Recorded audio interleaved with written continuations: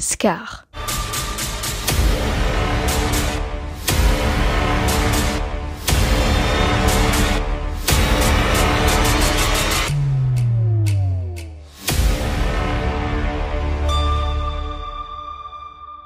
Antagoniste légendaire du Roi Lion, un des plus grands succès de Disney, frère d'un grand roi et oncle et ennemi juré de Simba. Un personnage méprisant, mais très important dans l'univers du Roi Lion. Scar est apparu pour la première fois dans Le Roi Lion, sorti en 1994, et est l'un des pires méchants de la franchise. Un personnage rempli par la haine et le désir de pouvoir. Scar fait de son personnage un ennemi pour tous, et le grand méchant de son univers. Scar, alias Taka, pour commencer cette histoire, est né sur une terre se nommant la Vallée des Lions. Entouré de ses parents, Obasi et Aishé, Taka a comme Mufasa une enfance des plus agréables. En 1994, peu de temps après la sortie du premier film, Taka est défini comme le fils cadet du roi Hahadi et de la reine Ulu. Or, nous n'avons aucune certitude de cette annonce encore une fois, et de sa provenance, car cette version est différente du préquel par la place des deux frères nés dans la même famille. Or, dans ce nouveau film, ceci n'est pas du tout le cas. Taka est un lionceau très joueur et d'une douceur inestimable. Élevé les premiers temps par sa mère, il a une excellente éducation et il est l'amour de ses deux parents. Un prince aimé et chouchouté par toute la tribu. Un jour, lors d'une balade avec sa mère Aishé, Taka fait la rencontre de Mufasa, un jeune lionceau, seul, après lui avoir sauvé la vie avant d'être dévoré par des crocodiles.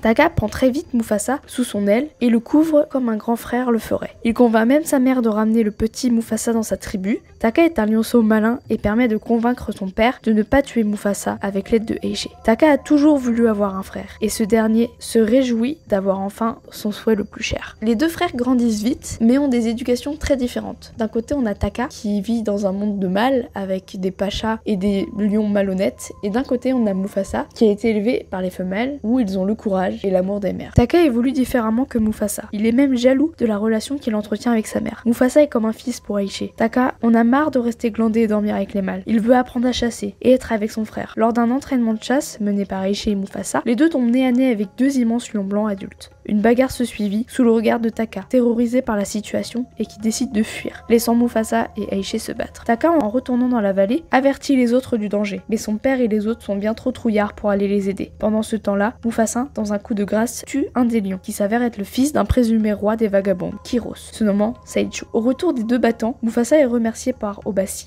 et lui donne même le respect. Aishé, elle, regarde Taka, déçue de son comportement, mais n'exprime aucun ressenti. Taka, lui, ressent la déception de sa mère, et même de son père, qui, par la suite, va lui enseigner le mensonge et la malhonnêteté. Obasi, dans un dernier espoir pour sa tribu, ordonne à Taka et Mufasa de partir loin de la vallée pour se protéger de représailles. Pendant le voyage, nous remarquons un éloignement progressif des deux frères, malgré la menace auquel ils font face. Mais une rencontre va bouleverser leur relation encore plus. Zarabi. L'arrivée de Zarabi dans la tribu donne aux frères une opportunité, et plus particulièrement pour Taka. Tout au long du voyage, Taka est comme aveuglé par une obsession envers Zarabi. Mufasa, pour le protéger, lui donne des conseils et laisse l'amour qu'il ressent pour Zarabi pour laisser la place à Taka. Mais Zarabi et Mufasa sont destinés à être ensemble. Taka se noie dans un chagrin d'amour inexistant, et il ressent comme une trahison par son frère. Après cette trahison ressentie par Taka, il va commettre l'erreur qui lui coûtera le trône. Faire équipe avec l'ennemi, Kiros, et les vagabonds pour sauver sa vie. Pendant tout le trajet, il marque le passage de la tribu pour que les vagabonds puissent les suivre. Arrivé à Milele, Taka ne se montre très peu avant l'arrivée fracassante de Kiros sur la terre des lions. Mufasa apprend la supercherie de Taka, et Taka lui montre une facette jamais vue auparavant. Un combat entre Kiros et Mufasa se manifeste. Taka observe pendant tout le long du combat, mais n'intervient qu'à la fin en s'interposant entre les deux mâles avant de recevoir le coup de patte de Kiros, qui lui donnera la cicatrice de sa vie. Les deux frères refont équipe pour combattre Kiros. Mufasa donne donc le dernier coup de grâce à Kiros avant qu'il soit englouti par un rocher tombant pendant la création du rocher des lions. Taka, dans un dernier effort, sauve son frère encore une fois, alors que Mufasa se noie après le combat. Mufasa est salué et acclamé roi par les animaux de Milele et montre pour la première fois sur le trône de Milele. Devant le regard de Taka, rebaptisé Scar après sa trahison, lui-même a choisi son surnom. Mufasa promet à son frère une place parmi eux, malgré le mal qu'il a pu leur apporter. Pendant des années, Scar se nourrit d'une rage et d'un désir de pouvoir immense. Souvent rabaissé par son frère et les autres lions, il vit reclus et seul, nourrissant encore plus la haine envers son frère. L'arrivée de Simba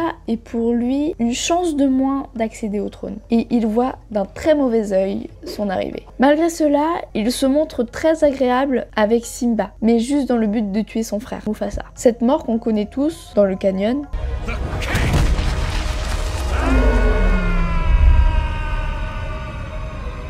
Une fin tragique qui permet à Scar d'accéder enfin au pouvoir, d'écarter son neveu avec l'aide de ses fidèles hyènes en le bannissant. Pendant son règne, Scar et ses adeptes ont une vie des plus agréables, mais ils ne respectent pas le cycle de la vie. La terre devient déserte par les animaux fuyants et d'une ambiance macabre et sombre. Scar se montre dominant avec les femelles du groupe, mais garde un respect pour Zarabi. Mais lors d'un repas, Scar propose à Zarabi de se joindre à lui. Celle-ci refuse. Scar se montre cruel avec elle avant d'être arrêté par l'arrivée de son neveu, qu'il reconnaît pas de suite en nommant Mufasa à la place. Scar et Simba entrent donc dans une phase de révélation. Scar accuse son neveu d'avoir tué Mufasa, mais dans un moment de réflexion, Zarabi intervient afin de le contredire. Scar et Simba se battent pour le trône et dans un dernier coup de grâce pour sauver sa peau, Simba balance Scar du haut du rocher des lions. Scar reste un personnage très important pour Mufasa tout au long de sa vie, mais il sera décrit comme un méchant et vilain par Simba et les autres. Après ce préquel, nous avons pu en savoir un petit peu plus sur la vie de Scar et de son frère Mufasa. Malgré les critiques de ce nouveau film Mufasa, Mufasa reste un film extrêmement important dans cette franchise et je suis sûre que l'histoire de Scar hantera les mémoires encore de nombreuses années.